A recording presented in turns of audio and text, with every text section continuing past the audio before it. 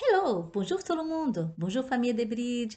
Nous sommes là pour la parole de mercredi et nous suivons le thème principal qui c'est Jésus et les héros de la foi. Et mon sous-thème aujourd'hui c'est Gideon, la victoire qui rend gloire à Dieu.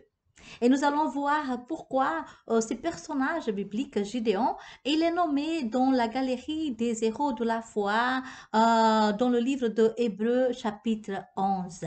Amen. Alors, notre texte de base s'y trouve en Juge, chapitre 6, à partir du verset 1. Les Israélites firent ce qui est mal aux yeux de l'Éternel, et l'Éternel les livra entre les mains des Madiens pendant 7 ans. La main des Madiens fut puissante contre Israël. C'est à cause des Madiens que les Israélites s'y firent des tranchées dans les montagnes, des cavernes et des fortifications.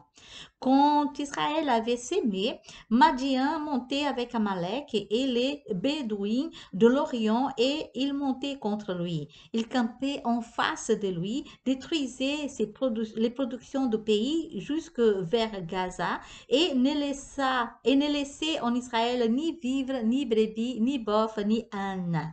Quand ils montaient avec leurs troupeaux et leurs tentes, ils arrivaient comme une multitude de sauterelles, et ils étaient innombrables, eux et leurs chameaux, et ils venaient dans le pays pour le ravager. Israël fut très appauvri par Madian et les Israélites criaient vers l'Éternel.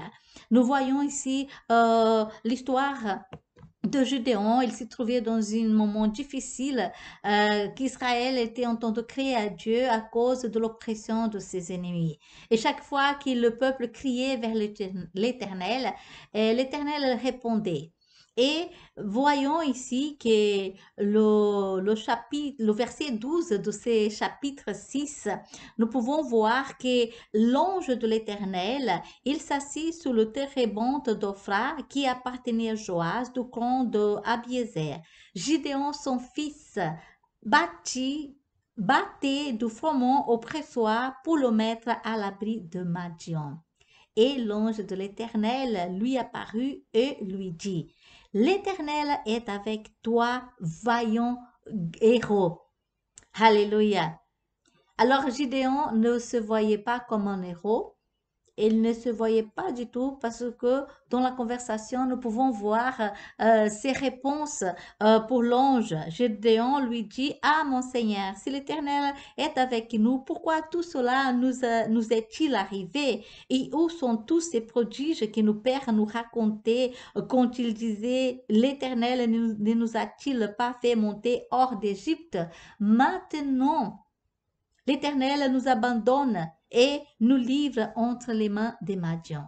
Ça, c'est vraiment l'histoire, ça, c'est vraiment l'environnement, la situation qui se trouve Gideon, qu'ils sont Israël entre les mains de ses oppresseurs. Et l'Éternel dit, va avec ta force, avec cette force que tu as. Malgré Gideon, il ne voyait pas cela, mais l'Éternel, il voyait la force qui se trouvait en lui. Et dit, et tu sauveras Israël de la main de Madian. N'est-ce pas moi que t'envoie? Alors, Gideon n'a pas entendu cela. Il n'a pas entendu cela. Et il lui dit, ah mon Seigneur, avec quoi sauverai-je Israël? Voici qui ma parenté est la plus pauvre en Manassé et je suis le plus petit dans la maison de mon père. C'est ça l'image négative que Gideon avait de lui-même par rapport à la situation qu'il vivait par rapport à la situation de sa famille. Il se voyait comme le plus petit de sa maison. Il voyait sa parenté comme la plus pauvre aussi de Manassé. Il ne voyait rien de positif en lui. Il ne voyait pas sa valeur devant les yeux de Dieu. Mais l'Éternel lui dit, mais je serai avec toi et tu battras Madian comme un seul homme. Alors ces mais-là, il fait toute la différence.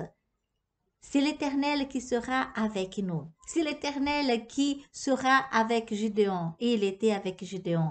Alors, l'Éternel, il entend d'appeler Gédéon pour une grande mission, pour faire une grande mission.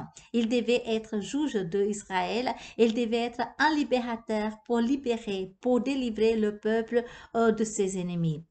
Et l'Éternel est en train de dire, d'assurer à Gideon que l'Éternel serait avec lui et que c'est l'Éternel qui allait lui donner la victoire. Alors, nous pouvons voir que malgré tout cela, Gideon, il avait besoin d'une épreuve de la part de Dieu. Il avait besoin d'une confirmation. Est-ce que c'est vraiment l'Éternel qui m'appelle à faire cela? Est-ce que c'est vraiment l'Éternel qui va vraiment me donner la délivrance entre les mains de mes ennemis? C'est l'Éternel qui va faire tout cela. Alors, dans le verset 36, nous pouvons voir que Gideon dit à Dieu, si tu veux sauver Israël par ma main, comme tu l'as dit, voici, je vais mettre une toison de laine sur l'air. Si la rosée vient sur la toison sol et que tout le terrain reste sec, je reconnaîtrai que tu sauveras Israël par ma main, comme tu l'as dit. Il en fit ainsi. Le jour suivant, il se leva de bon matin, pressa la toison, on exprima la rosée de la toison plein d'une coupe d'eau. Gédéon dit à Dieu, que ta colère ne s'enflamme pas contre moi. Je ne parlerai plus que cette fois. Je voudrais seulement faire encore une épreuve avec la toison, que la toison seule reste sec et que la rosée vienne sur tout le terrain. Et Dieu fit ainsi cette nuit-là. La toison seule resta sèche et la rosée vint sur tout le terrain. Alors, Gédéon avait besoin d'être assuré avec cette confirmation que Dieu vraiment avait l'appelé et que Dieu vraiment allait lui donner la victoire sur les ennemis d'Israël. Amen. Dans ces moments-là, Gideon, il avait déjà convoqué le peuple d'Israël pour qu'il puisse aller au combat parce que l'ennemi était déjà s'y positionné dans le camp du combat. Il était dans la vallée en attendant. Et dans ces moments-là, le peuple était nombreux et Dieu dit à Gideon, le peuple qui a avec toi, qui tu as avec toi est trop nombreux pour Israël, pour que je livre Madian entre ses mains. Israël pourrait en tirer gloire contre moi et dire, c'est ma main qui m'a sauvé. Publie donc ceci aux oreilles du peuple, que celui qui est craintif et tremblant s'en retourne directement de la montagne de Galade. 22 000 hommes parmi le peuple sont retournés et il en resta 10 000. Regardez qu'est-ce que la peur peut faire, n'est-ce pas? Alors l'Éternel dit à Gédéon, le peuple est encore trop nombreux. Fais-le descendre vers l'eau, et là je t'en ferai l'autriage. Celui dont je te dirai que celui-ci aille avec toi, ira avec toi. Et tout homme dont je te dirai que celui-ci n'aille pas avec toi, n'ira pas avec toi. Il fit descendre le peuple vers l'eau, et l'Éternel dit à Gédéon, tous ceux qui laperont l'eau avec la langue comme lappe le chien, place-le à part de tous ceux qui s'y mettront à genoux pour boire. Ceux qui lapaient l'eau en la portant à la bouche avec la main fut au nombre de 300 hommes, et tout le reste du peuple s'y mit à genoux pour boire de l'eau. Pour boire l'eau. L'Éternel dit à Gédéon, c'est par ces 300 hommes qui ont la paix que je vous sauverai et que je livrerai Madian entre tes mains. Que tout le reste du peuple s'en aille chacun chez toi, chez soi, en fait. Alors, nous pouvons voir que des 32 000 hommes, Dieu a séparé 300 hommes qui n'avaient pas peur, qui n'avaient pas de la crainte et qui étaient vraiment prêts à aller se combattre. Alors, c'est à travers de ces 300 300 hommes que Dieu allait vraiment rendre la gloire à son propre nom en délivrant Israël de ses ennemis. Et nous pouvons voir que les ennemis, ils étaient se placés sur la vallée et la Bible nous dit qu'ils étaient comme une multitude de sauterelles et leurs chameaux étaient innombrables comme le sable qui est sur le bord de la mer. Dieu, il connaissait Gideon. Dieu, il travaillait étape par étape avec Gideon. Gideon ne se voyait pas comme un héros, un vaillant héros.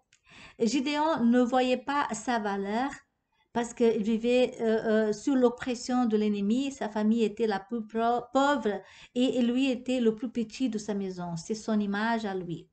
Alors, Dieu devait travailler tout cela avec Gideon.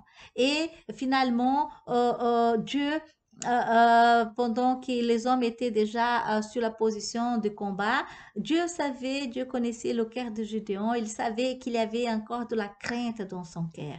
Et Dieu ne voulait pas cela. Il voulait que vraiment Gideon puisse s'assurer 100% de la fidélité de Dieu, de l'aide de Dieu et de la présence de Dieu pour ces combats. Alors Dieu, il avait dit à Gédéon pendant la nuit, il a dit, lève-toi, descends au camp de l'ennemi et car je l'ai livré entre tes mains.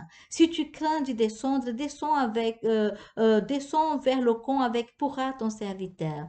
Alors Dieu savait que Gideon, il avait de la peur parce que le peuple, ses ennemis étaient nombreux comme des sauterelles et vraiment une grande quantité. Alors Dieu dit, descends dans le camp de l'ennemi. Tu vas entendre quelque chose qui va te fortifier, quelque chose qui va t'assurer que la victoire t'appartient. Alors, en descendant, il a entendu, Gideon, il a entendu un homme du camp de l'ennemi à dire à son camarade, il a dit, eh, il racontait un rêve à son camarade. Il disait, j'ai fait un rêve et voici qu'un pain d'orge grillé roulait dans le camp de Madien. Il est venu jusqu'à la tente, l'a heurté et elle est tombée. Il l'a retourné son dessus-dessous et elle a été renversée. Son camarade a répondu, ce n'est rien d'autre que l'épée de Gédéon, fils de Joas, homme d'Israël. Dieu a livré entre ses mains Madian et tout le camp. En entendant cela, Gideon, qu'est-ce qu'il avait fait? Ah, il s'y prosterna. Il a reconnu que l'Éternel était vraiment avec lui.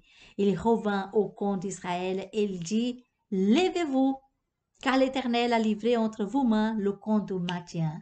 C'était le mot-clé, c'était le mot réma qu'il avait besoin pour vraiment prendre la position que Dieu attendait de lui. Il savait maintenant, il avait la certitude 100% que c'est Dieu qui allait se battre pour lui. C'est Dieu qui avait déjà préparé la victoire. Et dans la suite, nous savons que Gideon, avec la stratégie que Dieu lui avait donnée, avec ses 300 hommes, ils ont concouru, ils ont vaincu ces multitudes des ennemis. Alléluia. C'était quelque chose d'extraordinaire. C'était vraiment quelque chose qui pourrait donner la gloire à Dieu. La gloire, elle est rendue à Dieu parce qu'il n'avait pas un autre moyen de battre ses ennemis avec 300 hommes. Mais Gideon, avec la foi, finalement, il a cru. Finalement, il avait la foi en Dieu. Il avait la certitude de la victoire. Il avait la certitude de la présence de Dieu parce que Dieu il était avec Gideon. C'est Dieu qui a préparé tout cela. Et cela nous inspire parce que Dieu est aussi avec nous. Comme Dieu appelle Gideon, Dieu nous appelle aussi à faire des missions, à faire des choses pour avancer son royaume dans ce monde, pour toucher les âmes, pour gagner des âmes pour le Seigneur. Alors, nous devons faire comme Gideon. Nous devons, s'il faut, nous pouvons faire aussi des épreuves avec Dieu pour avoir la confirmation continuation, mais Dieu veut que toute la crainte, toute la peur part et que nous puissions lui faire confiance 100%, de savoir que Dieu ne nous abandonnera jamais, de savoir que Dieu ne nous délaissera jamais. Amen. Alors, cela nous rappelle un moment de Jésus avec ses disciples, en fait. Jésus, il était entouré d'une multitude de disciples, mais il a choisi entre ces multitudes de disciples, il a choisi 12 hommes qu'il allait vraiment travailler avec, qu'il allait vraiment préparer pendant 3 ans personnellement pour qu'il puisse donner la suite, la continuation de son ministère. Voyons Luc chapitre 6, le verset 12 qui nous dit, en ces temps-là, Jésus s'est rendu à la montagne pour prier et il passa toute la nuit dans la prière à Dieu. Quand le jour parut, il appela ses disciples et en choisit 12 auxquels il donna le nom d'apôtres. Jésus avait choisi 12 hommes ordinaires, simples.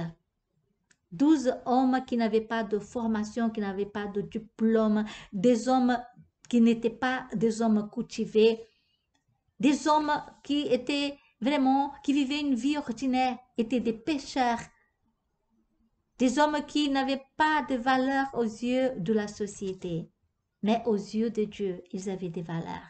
Mais aux yeux de Dieu, c'était eux qui Dieu avait choisi pour aller continuer le ministère de Jésus. C'était des hommes qui ont cru, c'était des hommes qui ont donné sa vie, qui ont donné son temps, c'était des hommes qui ont régné, qui ont renoncé beaucoup de choses pour qu'ils puissent vraiment continuer faire le travail de Jésus. Ils ont passé 3 ans auprès de Jésus et ces hommes étaient vraiment enseignés par le Maître.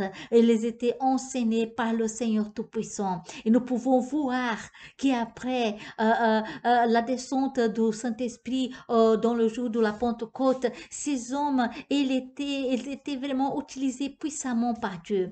Parmi ces 12-là, Jésus avait toujours 3 qu'il conservait auprès de lui pour des moments spéciaux, dans la transfiguration, dans la prière, dans le Gethsemane. Jésus, vraiment, il a préparé ces hommes et nous pouvons voir que Pierre et Jean étaient vraiment utilisés puissamment par Dieu. Et quand nous lisons le livre des Actes, chapitre 3, quand Pierre et Jean, ils allaient dans le temple pour prier, ils ont trouvé un mendiant en boiteau de naissance qui demandait de l'argent. Et alors Pierre, regardez la réponse de Pierre, je ne possède ni argent ni or, mais ce que j'ai, je te le donne. Au nom de Jésus-Christ de Nazareth, lève-toi et marche. Alléluia. Et l'homme, il s'est levé, il glorifiait Dieu. Tout cela rendait gloire à Dieu. Tout cela rendait gloire à Dieu. Alléluia.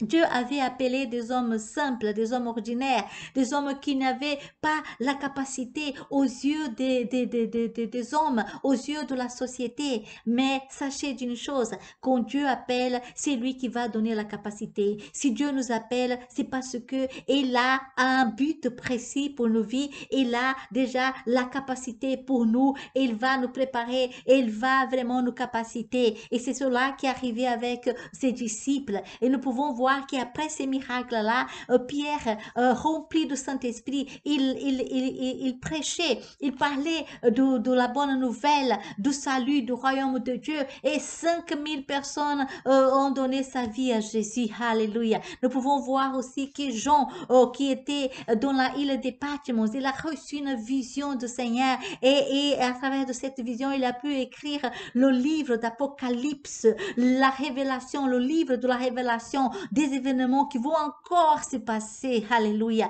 Regardez bien, mes amis. Regardez bien quand Dieu nous appelle, parce que Dieu, il a un but. Il a des grandes choses pour nous. Nous servons un Dieu grand. Nous devons être dans l'expectative de faire des grandes choses pour Dieu. Mais ce que Dieu nous demande, c'est que nous devons vraiment lui faire confiance, que nous devons être assurés que Dieu ne nous abandonnera jamais, que Dieu ne nous délaissera jamais. C'est Dieu qui va nous conduire. C'est C'est Dieu qui fraye un chemin devant nous. C'est Dieu qui va ouvrir la porte. C'est Dieu qui donne, qui va nous donner la réussite. En fait, en Christ Jésus, nous avons déjà la victoire. En Christ Jésus, nous avons déjà tout ce qu'il faut pour que nous puissions vivre une vie de victoire. Alléluia. Alléluia. Soyez un instrument entre les mains de Dieu. Laissez-vous être utilisé par Dieu. Ne pensez-vous pas dans votre situation, ne pensez-vous pas dans votre capacité, mais regardez Dieu. C'est Dieu qui va vous donner la capacité. C'est Dieu qui va vraiment vous préparer étape par étape pour que vous puissiez accomplir le but qu'il a pour votre vie. Amen. Et que tout ce que nous faisons puisse rendre gloire à Dieu, parce que la gloire appartient à Dieu.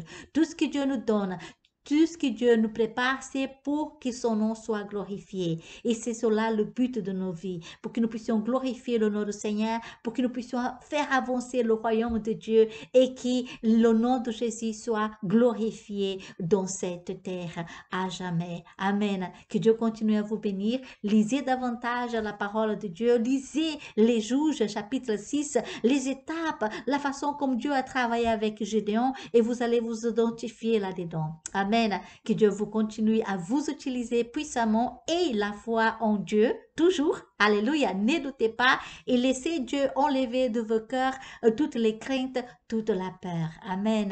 Alléluia. Et nous vous attendons pour la prochaine vidéo. Bye bye et à très bientôt.